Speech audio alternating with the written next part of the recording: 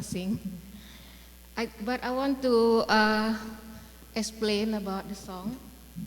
I think this song was taken from Philippians chapter 4, verse 6, when it say, let me read in English. I remember in Indonesia, but it say,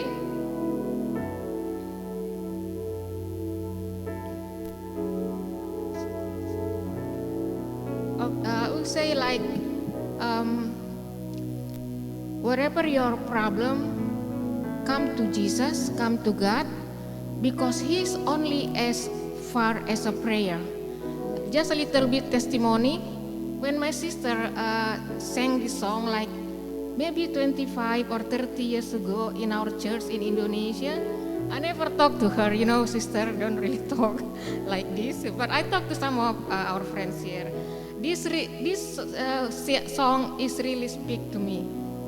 And I still remember that moment when I had a problem, and when she sang, He's only as far as a prayer.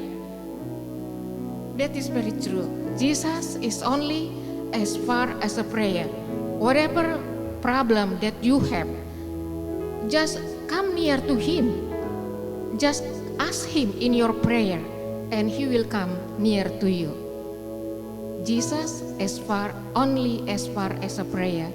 From my sister Julie Tobing. Ya, terima kasih. Sedikit kesaksian ya. November ini saya genap 6 bulan ada di sini. Saya bersyukur diberi kekuatan, kesehatan, ya, dan menikmati kasih yang hangat, persaudaraan yang hangat dari keluargaku di sini di FIBC, terutama di kaum Usinda ya. Luar biasa, saya sangat diberkati dan akan kembali ke Jakarta tanggal 8 ya. Tanggal 8 ini nanti ya bisa datang lagi ya. Iya, sedikit kesaksian saya mengenai Sarah, mamanya Ilai. Jadi waktu saya baru menikah, langsung Tuhan berkati dengan kandungan ya. Tetapi waktu itu terjadi perdarahan, usia 1 bulan kandungan, terjadi perdarahan. Kebenaran saya kan bekerja, saya seorang fisioterapi di Rumah Sakit UKI. Kantor saya itu dekat dengan ruang USG. Akhirnya dokter objinnya bilang, ya udah saya USG dulu gitu. Ternyata hasil USG itu ada kista ovarium di kandungan saya cukup besar, 7 cm. Jadi kalau di Indonesia itu dikatakan segede telur bebek gitu ya. Dengan resiko itu akan bisa pecah, kemudian akan meracuni bayi dan juga ibunya. Jadi saya disuruh pilih untuk menggugurkan kandungan agar kista itu diangkat. Tetapi saya bilang saya nggak mau, saya orang percaya. Saya percaya bahwa Tuhan sanggup untuk menyelesaikan atau menyembuhkan saya bilang. Akhirnya karena kalau diangkat juga itu tidak kuat, kandungan karena masih 1 bulan itu tidak kuat. Jadi diambil kesimpulan saya harus cuti besar karena resikonya nanti berat gitu ya. Saya kan fisioterapi itu melatih orang, angkat orang stroke segala macam itu bisa pecah ya. Tapi bilang saya tidak akan cuti besar. Tapi saya akan mengurangi beban kerja saya bilang. Akhirnya setelah itu dokter bilang kalau begitu nanti kandungan kamu usia 4 bulan itu sudah kuat tali pusar untuk mengikat bayi katanya. Jadi bisa dioperasi dalam kandungan 4 bulan kemudian kista itu diambil. Nah akhirnya puji Tuhan dalam 4 bulan itu saya kuat, saya sehat, saya nggak pernah cuti gitu ya. Karena saya merasa kuat dan ada pertolongan Tuhan. Akhirnya pada bulan keempat kandungan saya harus menjalani operasi karena dokter saya itu dia akan ujian ke Jerman gitu ya. Dia mau ngambil S3-nya ke Jerman. Dia bilang kalau gitu kamu hari Minggu masuk, hari Senin saya operasi karena saya Selasa harus berangkat. Jadi biasalah ya kalau mau operasi kan kita harus periksa lab dan segala macam ya. Yang terakhir saya di USG ulang untuk memastikan di mana letak daripada kista itu. Akhirnya saya sore masuk, Minggu ya karena Senin akan dioperasi. Kemudian sorenya saya di USG ulang, lama dia cari-cari, di mana ini, di mana gitu ya. Akhirnya dia cari. Nah kebenaran dokter ini orang Batak, marganya Gultom, istrinya baru tobing, saya baru tobing. Ada 2 lagi objin juga orang Batak, istrinya sama-sama baru tobing. Dia panggil 3 dokter itu.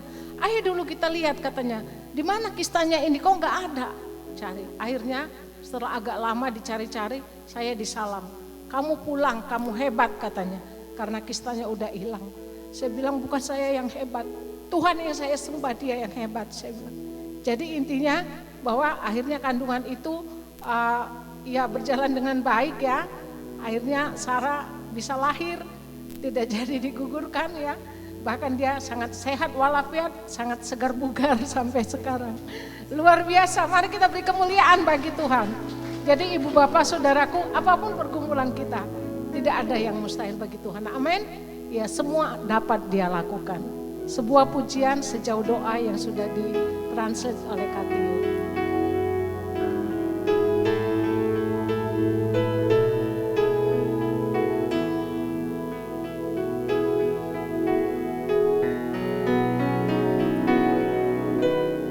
Bila kau rasa gelisah di hatimu, bila kelam kabut tak menentu hidupmu, ingat masih ada seorang penolong bagimu.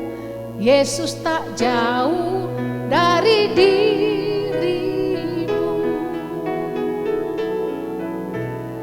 Bila cobaan mencobai hidupmu, bila sengsara menimpa keadaanmu, ingat Yesus tidak pernah jauh darimu. Dia selalu pedulikan kamu. Berseru memanggil namanya, berdoa dia akan selalu menghampiri dirimu. Percaya Yesus tak jauh darimu, dia hanya sejauh doa. Saya percaya ibu-ibu yang sudah usinda tahu lagu ini ya. Yuk kita nyanyi bersama-sama, dengan iman kita katakan.